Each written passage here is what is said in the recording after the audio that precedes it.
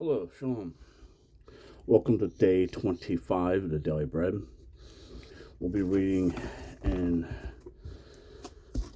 Genesis 32, from Judges 7, Psalms 30 and 31, Proverbs 25, and Matthew, back into Matthew 22. We'll be continuing reading from the Scriptures, 2009 version. Genesis 32, page 34. And Jacob went on his way, and the messengers of Elohim met him. And when Jacob saw them, he said, "This is the camp of Elohim." And he called the name of the place Mahanaim. And Jacob sent messengers before him to Esau his brother in the land of Seir, the field of Edom. And he commanded them, saying, "Say this to my master Esau. Your servant Jacob said this, I have sojourned with Laban and stayed there till now.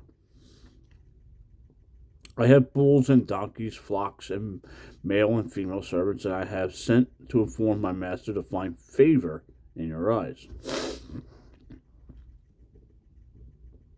So the messengers returned to Jacob, saying, "We came to your brother Esau, and he is also coming to meet you, and 400 men with him."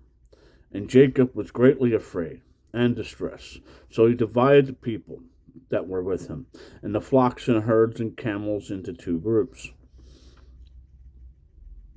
And he said that if Esau comes to the one group and strikes it, then the other group which is left shall escape. And Jacob said, "O my Elohim, of my father Abraham, and my Elohim of my father Isaac, Yahweh, who said to me, return to your land and to your relatives, and I do good to you.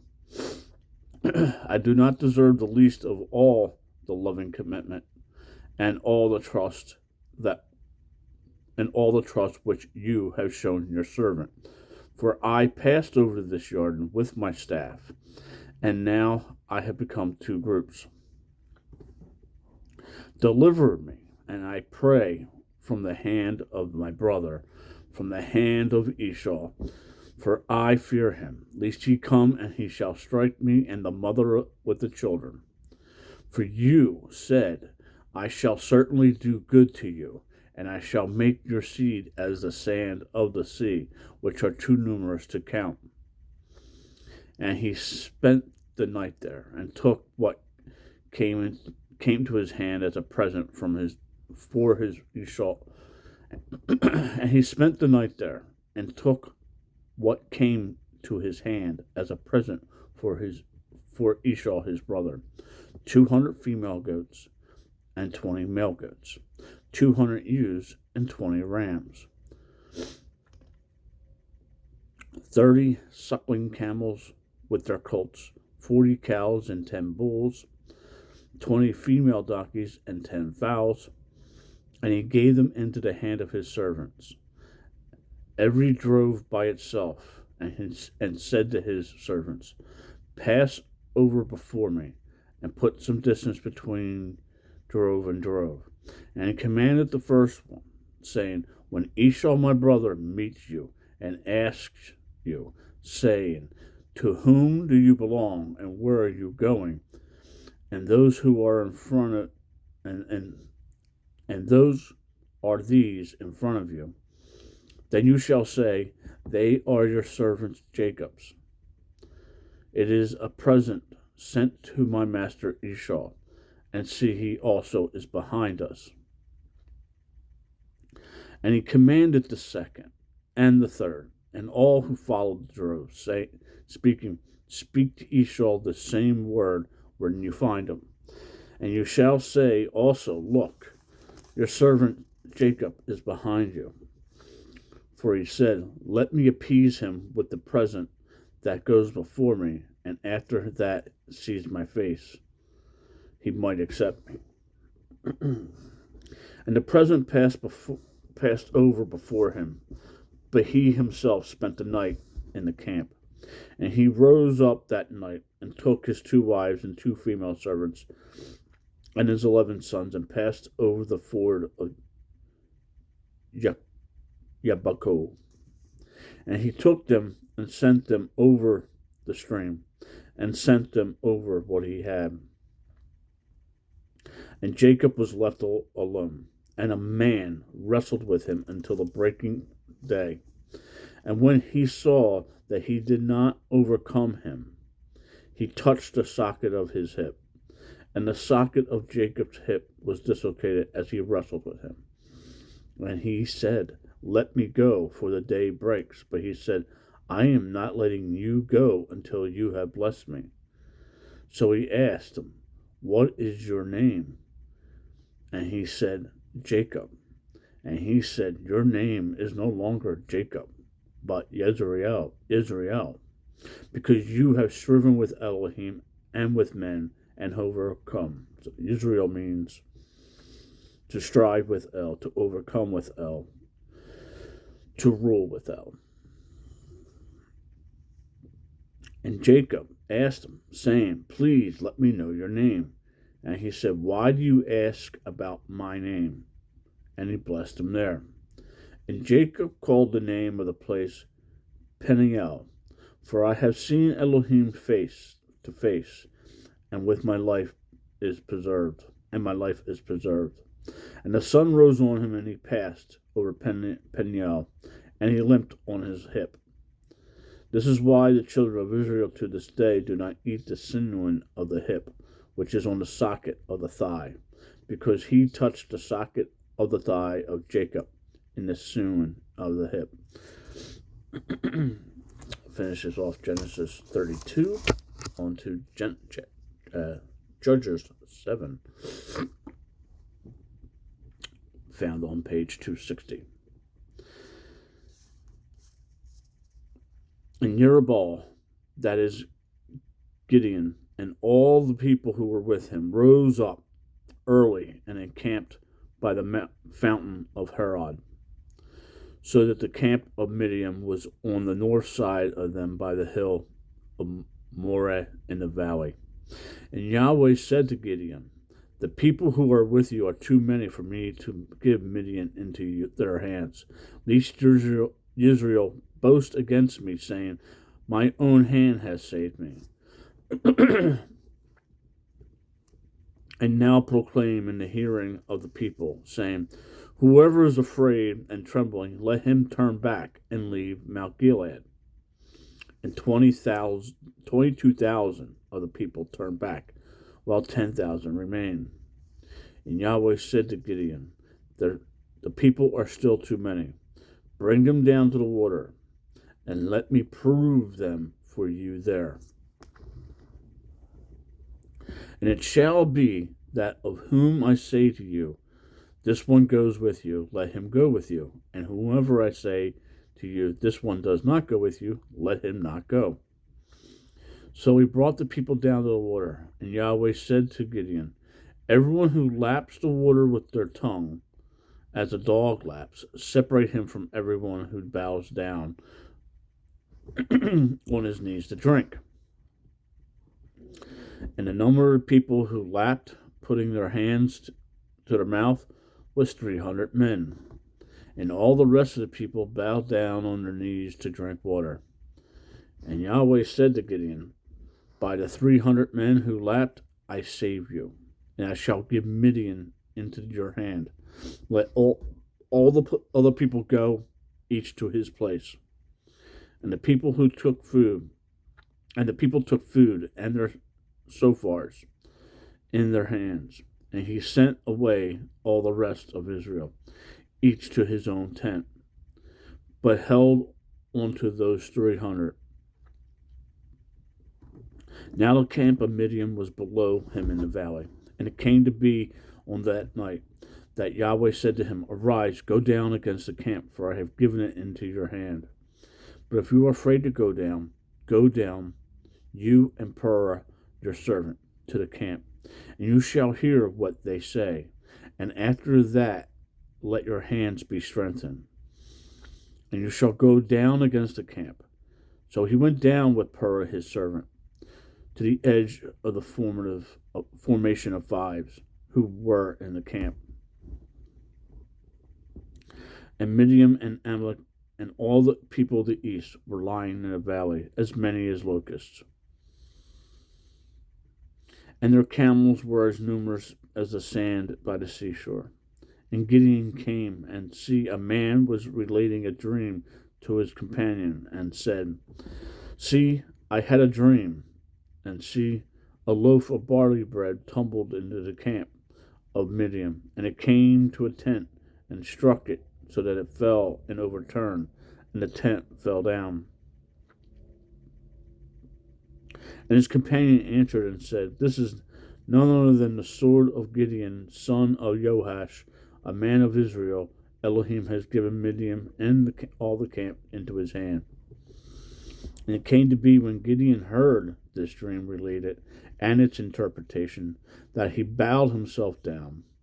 And he returned to the camp of Israel and said, Arise, for Yahweh has given the camp of Midian into your hand. And he divided the 300 men into 3 companies. And he put shofar into the hands of all of them, with empty jars and torches inside the jars. And he said to them, Watch me and do likewise. And see, when I come to the edge of the camp, do as I do. And I shall blow with the shofar, and all that is with me. Then you shall also blow with the shofar around all the camp, and say, For Yahweh and for Gideon. And Gideon and the 300 men who were with him came to the edge of the camp at the beginning of the middle watch, as they were but newly posted the watch. And they blew with the shofar and broke the jars that were in their hands. And the 3 companies blew with the shofar and broke the jars, and held the torches in their left hands and the shofar in their right hand for blowing. And they cried, A sword for Yahweh and for Gideon. And each stood in his place round about the camp. And all the army ran and cried out and fled. And the 300 blew the shofar, and Yahweh set the sword of each one against the other throughout all the camp. And the army fled to Beth Shittah toward Syria, as far as the border of Abel Mahoah by Tulip. And the men of Israel were called from Naphtali, and from Asher, and from Manish, and pursued Midian.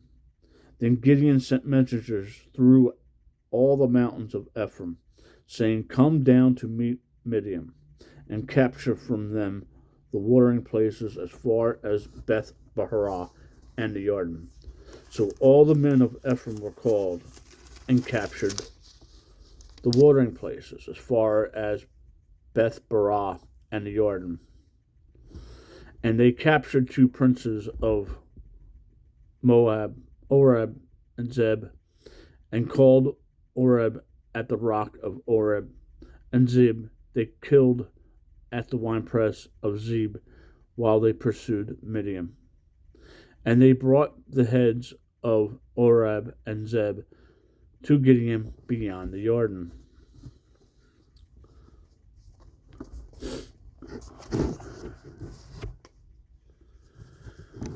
Okay, finishes off Judges 7. We'll be moving on to Psalms 30 and 31, page 661 and 662. Psalms 30. I exalt you, O Yahweh, for you have drawn me up, and have not let my enemies rejoice over me. Yahweh, my Elohim, I have cried to you, and you have healed me. Yahweh, you brought me up from Sheol. You have kept me alive from going down into the pit. Sing praise to Yahweh, you loving committed ones of his, and give thanks at the remembrance of his set apartness. For his displeasure is for a moment, his delight is for life. Weeping might last for a night, but joy comes in the morning. As for me, I have said in my ease, never would I be shaken.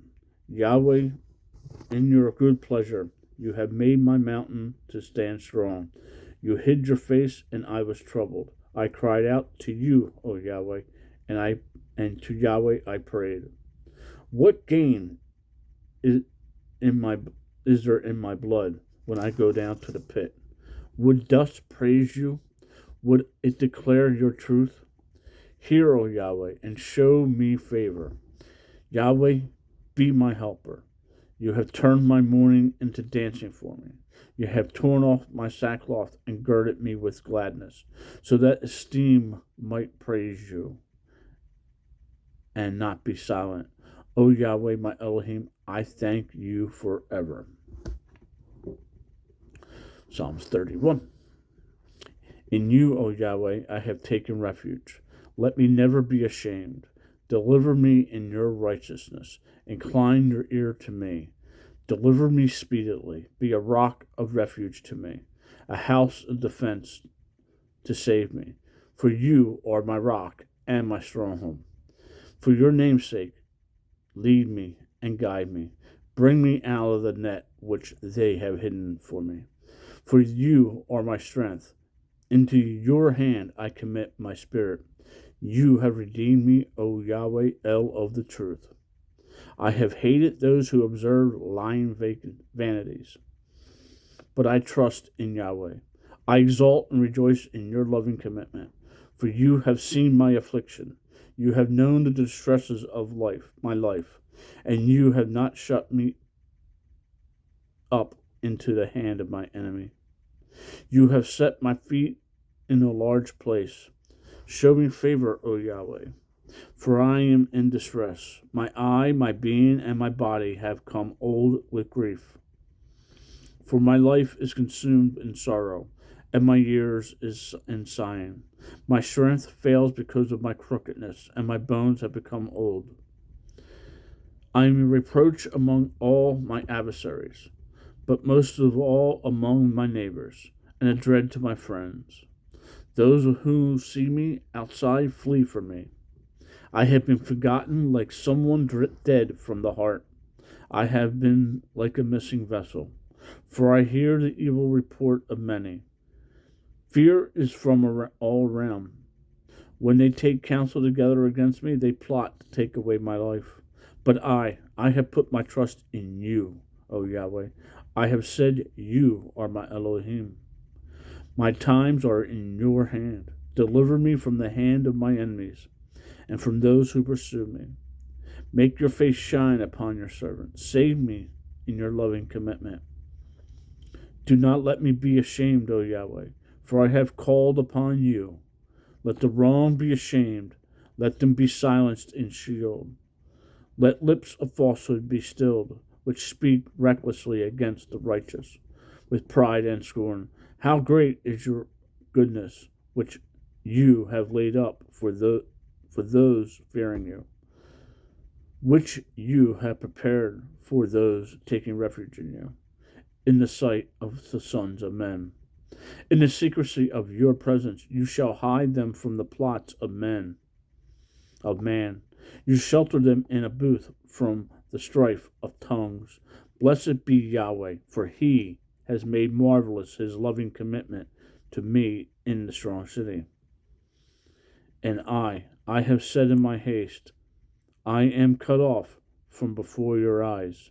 Yet you heard the voice of my prayers when I cried out to you.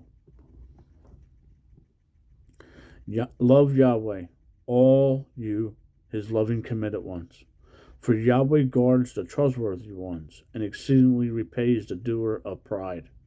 Be strong and let him fortify your heart, all you who are waiting for Yahweh. Psalms 31. Proverbs 25. These two are the Proverbs of Solomon, which the men of Hezekiah, sovereign of Judah, copied. It is the esteem of Elohim to hide a matter, and the esteem, the glory, of sovereigns to search out a matter. The heavens for height and the earth for depth, but the heart of sovereigns is unsearchable. Take away the dross from silver, and a vessel comes forth for the refiner. Take away the wrong from before the sovereign, and his throne is established in righteousness.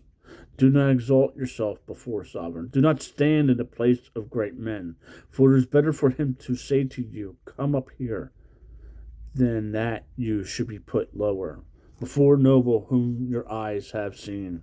Do not go forth to strive in haste, for what would you do in the end when your neighbor has to put you to shame? Plead your case with your neighbor himself, and do not disclose the secret of another, lest he who hears it puts you to shame, and your evil report turn not back. A word spoken at the right time is like apples of gold and setting of silver. A ring of gold and an ornament of fine gold is a wise one's reproof to an ear that hears. Like the cold of snow at time of harvest is a trustworthy messenger to those who send him, as he refreshes the life of his masters. He who boasts of his gifts falsely is like clouds and wind without rain. Through patience a ruler is persuaded, and a soft tongue shatters a bone.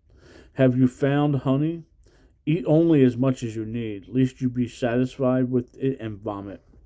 Make your foot rare in your neighbor's house, lest he gets enough of you and hate you. A man bearing false witness against his neighbor is like a club and a sword and a sharp arrow. Trust in a treacherous man in time of distress is like a broken tooth or a foot out of joint. One who takes away a garment in cold weather is like vinegar and on soda, and a singer of songs on an evil heart. If your enemy is hungry, give him bread to eat, and if he is thirsty, give him water to drink. For you are heaping coals of fire on his head, and Yahweh rewards you. The north wind brings rain, and a secret tongue, and a ranged face. It is better to dwell in the corner of a roof than a house shared with a contentious woman. Like cold water to a parched throat is good news from a distant land. A righteous man who gives way before the wrong is like a muddied spring and a ruined fountain. It is not good to eat much honey. It is esteemed to seek one's own esteem. A man who has no control over his spirit is like a broken down city without a wall. End of Proverbs 25. Now we in Matthew 22, it's on page 945.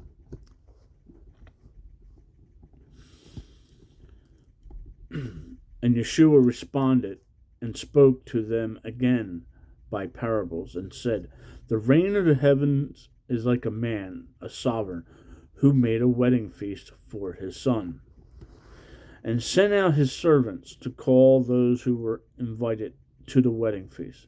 But they would not come.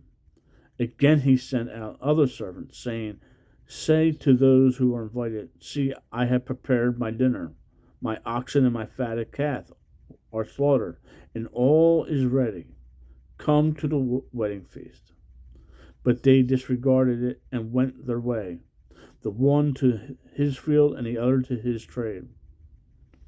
And the rest, having seized his servants, insulted and killed them. But when the sovereign heard, he was wroth, and he sent out his soldiers, destroyed those murderers, and set their city on fire. Then he said to his servants, "The wedding feast indeed is ready, but those who were invited are not worthy.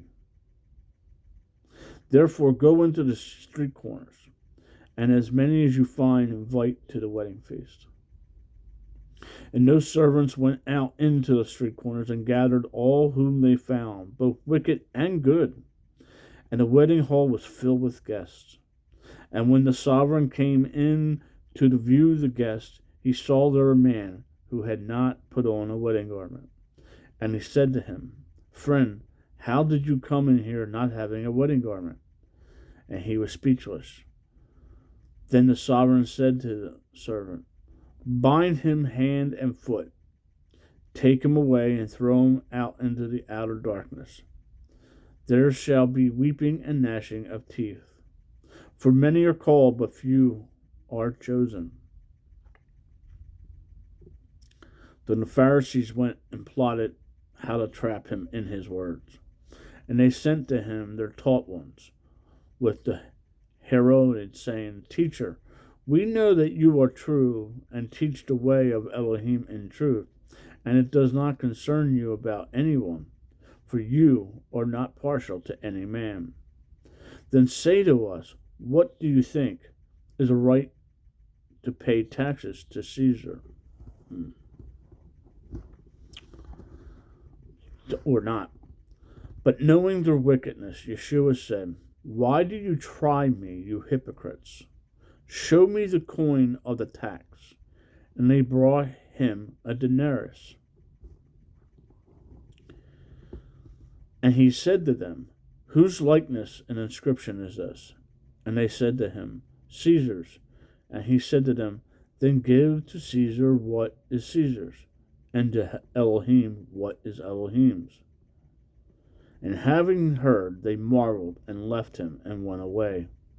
On that day, Sadducees, who say there is no resurrection, came to him and asked him, saying, Teacher, Moshe said that if anyone should die having no children, his brother shall marry his wife and raise offspring for his brother. Deuteronomy 25:5. And there were with us 7 brothers. And the first died after he married, and having no children, left his wife to his brother. In the same way the second also, and the third unto the 7th.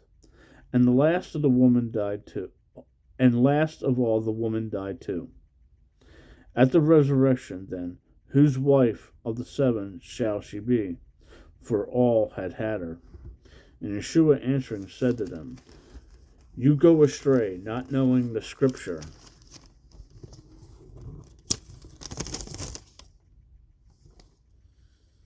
nor the power of Elohim. For in the resurrection they do not marry, nor are they given in a marriage, but are messengers of Elohim in heaven.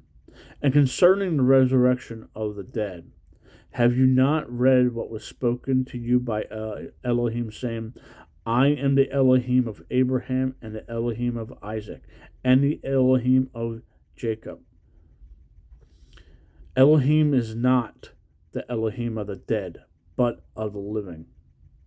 And when the crowds heard, they were astonished at his teaching. But the Pharisees, having heard that he had silenced the Sadducees, were gathered together. And one learned in the Torah, did question him, trying him, and saying, Teacher, which is the great command in the Torah? And Yeshua said to him, You shall love Yahweh your Elohim with all your heart, and with all your being, and with all your mind. Deuteronomy 6:5. This is the first and great command, and the second is like it. You shall love your neighbor as yourself. Leviticus 19:18. Of these 2 commands hang on all the Torah and the prophets. And when the Pharisees were gathered together, Yeshua asked them, saying, What do you think concerning the Messiah? Whose son is he? They said to him, The son of David. He said to them, Then how does David... Let me back up here. Pick up from 41. And when the Pharisees were gathered together, Yeshua asked them, saying, What do you think concerning the Messiah? Whose son is he? They said, The son of David. He said to them, Then how does David in the Spirit call him Master, saying, Yahweh said to my Master, Sit at my right hand until I make your enemies a footstool of your feet? Psalms 110, verse 1. If then David calls him Master, how is he his son? And no one was able to answer him a word. And from that day on, no one was bold enough to ask him any more questions. It's the end of Matthew 22. Shalom. Make it a great day. Read your Bible and talk to the Father.